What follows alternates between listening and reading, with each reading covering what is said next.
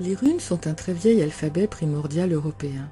Elles remontent à la nuit des temps et, pour certains, aux civilisations disparues comme l'Atlantide de Platon ou l'Hyperborée d'Hérodote et de Pausanias, une contrée nordique où se réfugiait le dieu Apollon 6 mois par an.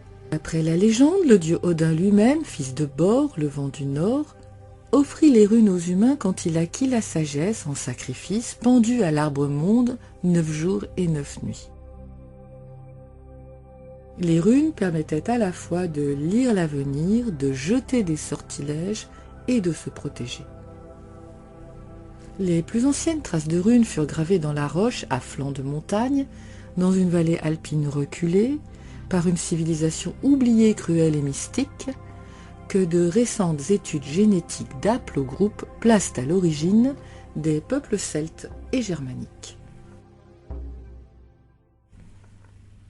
Leur alphabet camunien alpin regroupait en même temps les premiers signes gravés sur la paroi des grottes européennes depuis 30 000 ans, des proto-runes et du phénicien.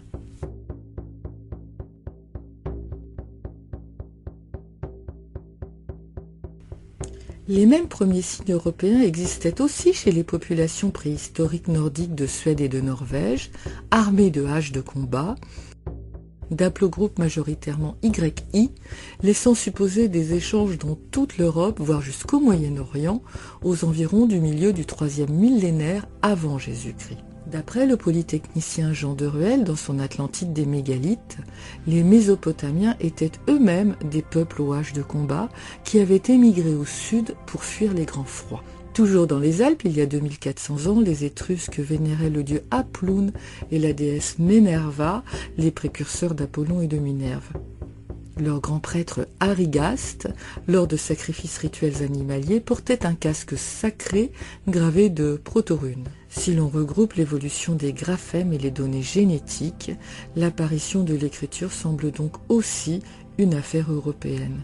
Malheureusement, ces quelques pétroglyphes, scandinaves et alpins, furent négligés, trop peu nombreux, probablement parce que les artefacts européens étaient trop fragiles pour traverser le temps, au contraire des tablettes mésopotamiennes.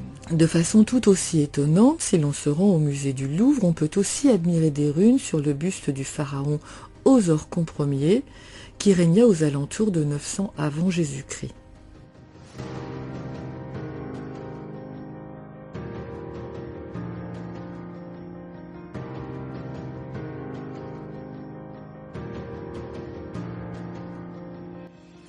Les anciens Germains, qui avaient le même dieu tout-puissant Odin qu'ils appelaient Wotan, lançaient des runes en l'air sur un grand linge blanc pour lire l'avenir, avant les moments cruciaux d'après l'historien Tacite, qui reste quand même un peu flou sur les signes gravés.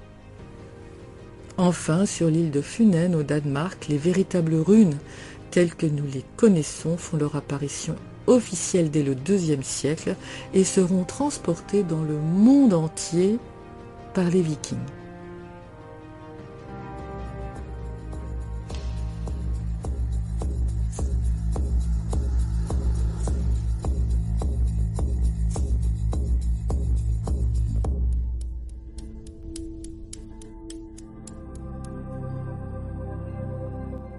Nous n'avons à ce jour que des pièces du puzzle de la jeunesse des runes, qui portent bien leur nom.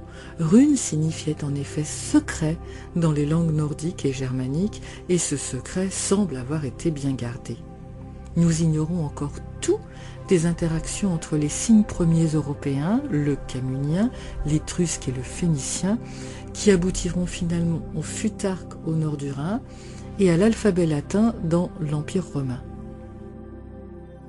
À ce jour, le véritable sens sacré des runes a été perdu et nous n'en connaissons la traduction que par de vieux manuscrits chrétiens, les poèmes runiques. Pourtant, les runes ont toujours continué à être utilisées en magie et en divination. Les manuels de tirage de runes actuels sont presque tous inspirés de la récente Wicca anglo-saxonne. Si vous souhaitez vous rapprocher de l'ancienne tradition runique, je vous conseille les textes proches de la praxis originelle, le Havamal, les Eddas et les poèmes runiques, qui restent pour l'instant les seules sources archéologiques et littéraires.